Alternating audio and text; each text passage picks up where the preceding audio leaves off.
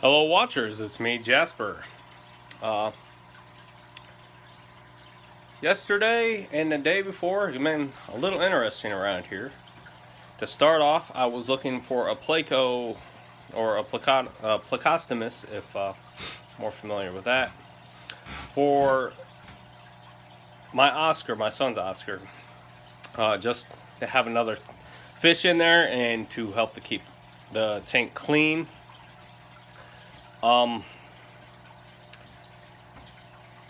Now, I knew Oscars like to eat them when they're small, and the Oscar I have right now is 12 inches. If you guys seen another video I do actually have a clip of him. And he's very interesting. He's very energetic. He's very playful. But he's always been alone ever since my stepmother actually has gotten him from the store, or wherever she's gotten him from. So he's never had another tank mate before. So my plan was to go out and find a 2 or 3 incher somewhere at the store. And actually I had a very hard time, a very difficult time finding that. For some reason they said that right now they're going quite fast. But my plan was to grow him in my sister's tank. She also has a 50-gallon tank. So I was going to grow him in there since she has no aggressive fish really that would mess with it.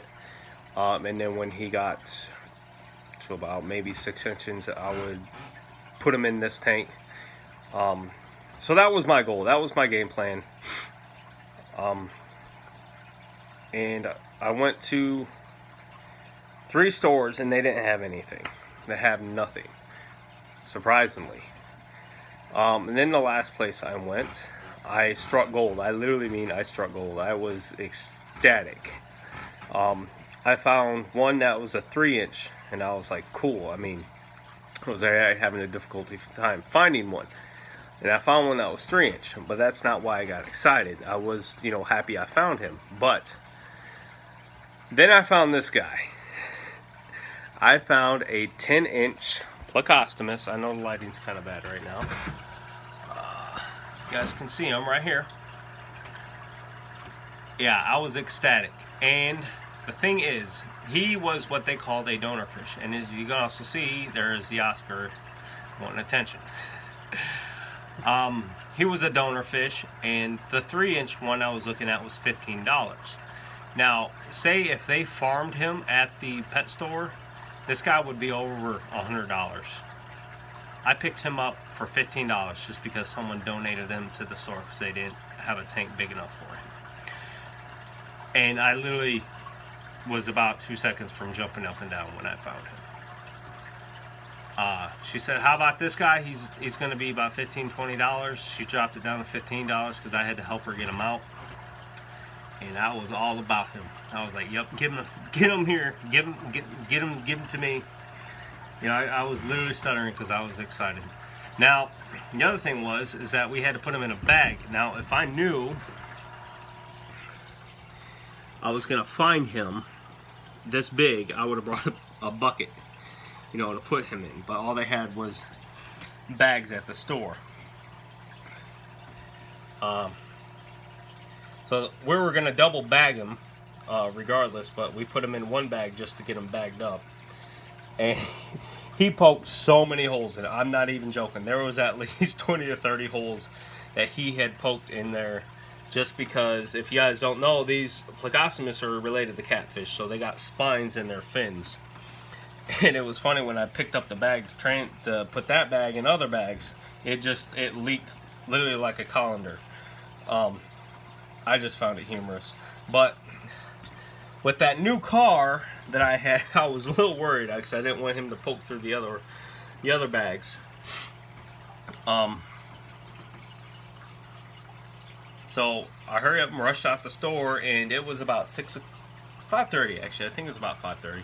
But that means I was in downtown Mishawaka, which everybody's getting out of work, so there was very heavy traffic. I got this fish.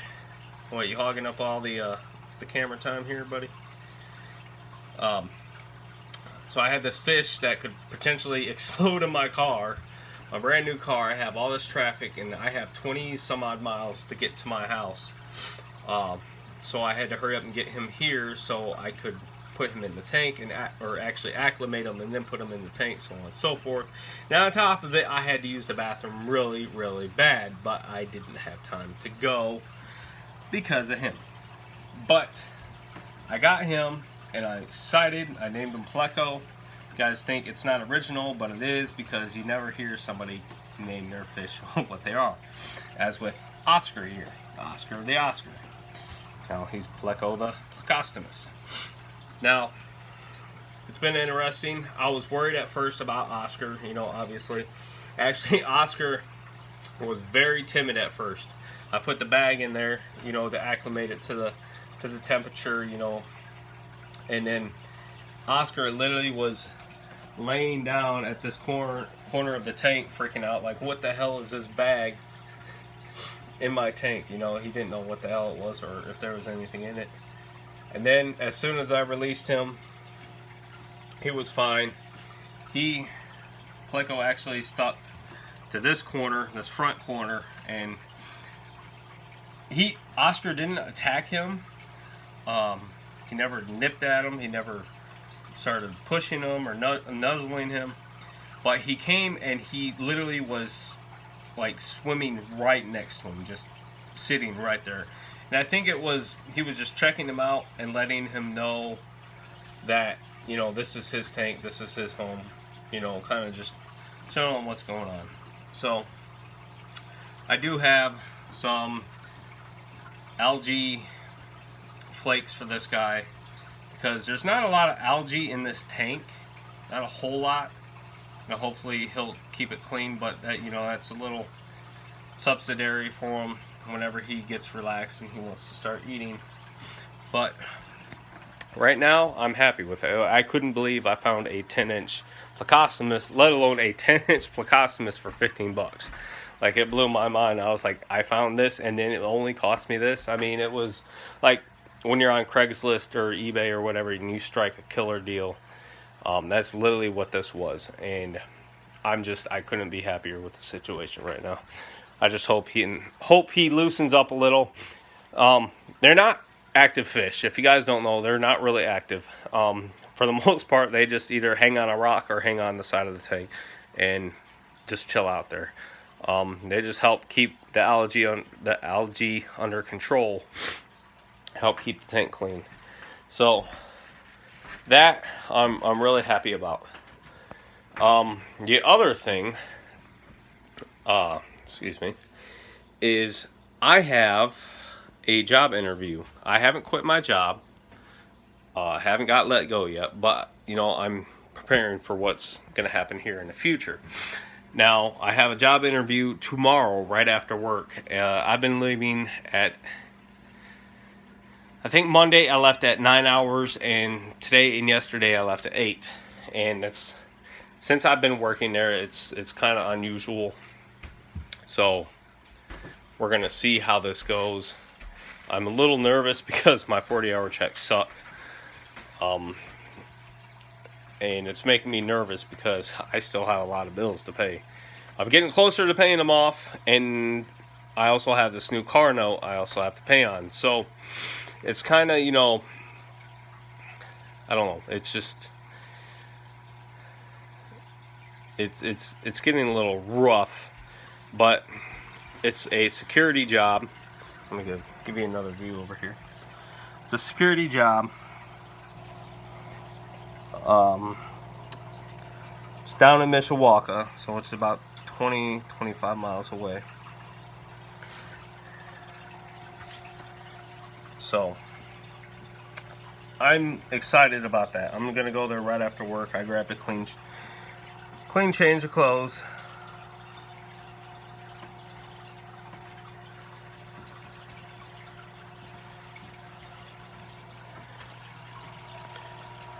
That way I can just change after work, get a little bit cleaned up, and just head over there, because it's literally an hour after I get off of work. So hopefully it'll pay well. They haven't told me what it pays or what it all will entail. But, you know, that's just, you know, what it is. So hopefully they'll tell me everything. Hopefully it'll be halfway decent. But I'm excited about that too. They responded to me today. I sent in the application yesterday. I also applied at several other places yesterday as well. I got another reply saying they're reviewing my other resume as well. It's for a water treatment facility. For doing quality water checks and installing some meters and stuff like that. So I'm just waiting to hear back. Like I said, it's slowing down quite a bit, and I gotta figure something out, because I can't just sit around waiting to be let go or waiting for the climate to change there. You know, it's just, they were literally calling people into the office today, actually a couple offices, to sign their paperwork to be let go. I can't remember what it's called. Whatever. They had people signing off paperwork today. So I mean, it seems like it's happening faster than what they actually entailed, because work's slowing down quite a bit. I mean, I'm seeing a drastic change in the amount of work that's coming my way. I mean, I'm the only first shift shipper there, so I literally see everything that comes through. And I was talking to the second shift guy, since there's two people on the swing shift, and you know, I was telling him, you know, I had this interview. I was told him the only thing that I think they'll do is that they'll move one of them to second shift, or from second shift to first shift, and be done with it, because I don't think they want to bring somebody in or move somebody around from another area that doesn't know shipping. They could. I don't know. I really don't care. Hopefully it won't be my problem no more. It's on the company. They even my boss said, you know, well, we want to get somebody in there to help you, especially, you know, in case you have to miss work for whatever reason, if you're sick or whatever, you know, we need a backup. Because they have other people that do know how to do it. It's not like I'm the only person. They do know how to do it, but, you know, it's inconvenient for them. Then they had to pull them away from their job, their position, just to do my work. And, you know, you always have to have a backup, bottom line. And they failed to put that in motion. And if I leave, I'm only going to give them a few days notice. You know, I don't have to give them, you know, a full 2 weeks notice, because I actually don't work for them. I'm still through the staffing agency. I've never done this before. I've never been through a place more than 3 or 4 months through a staffing agency. This is my 6th month there. And it's really bizarre to me. And the only reason why I decided to continue working there, because I already knew I was going to be let go. So it wasn't a rush. At least I still had a job, you know, and they gave me time to kind of like look around. Now this interview I have tomorrow, I don't know if it'll go through or not. I mean, I'll go there. I'm going to do the best I can and see if I'm good to fit the job, if I want the job, or if they want me to have the job, so on and so forth. So hopefully everything works out. If it doesn't, it doesn't, and then I'm still at the place I'm at. You know, it's not like I'm unemployed. I think that would be extremely stupid to quit your job and then not having any money, and then sit there struggling to look around looking for a new income, and then try to catch back up from where you were lost. But I have a good hope for tomorrow. I'm excited about the fish here. I can't wait for the boys to see it, because they don't know about it yet. Hopefully Friday they'll find out. Picked up pumpkins this past weekend too. So this coming weekend we're supposed to do whatever we're going to do with it, either paint them or carve them. And my mom bought a bunch of small pumpkins for pumpkin pie. So I've never made pumpkin pie by scratch. I've always used the paste, the pumpkin paste. So I know her and my grandmother do it all the time. So that is going to be on them, because that looks like a lot of work. But I'm going to end this video here. If you guys have any comments, go ahead and throw them in below. Any questions, any tips, I'll be glad to hear them. Other than that, if you want to subscribe, go ahead and subscribe. If you want to like, go ahead and like. Besides that, you guys have a good day. I'll see you later. Bye-bye.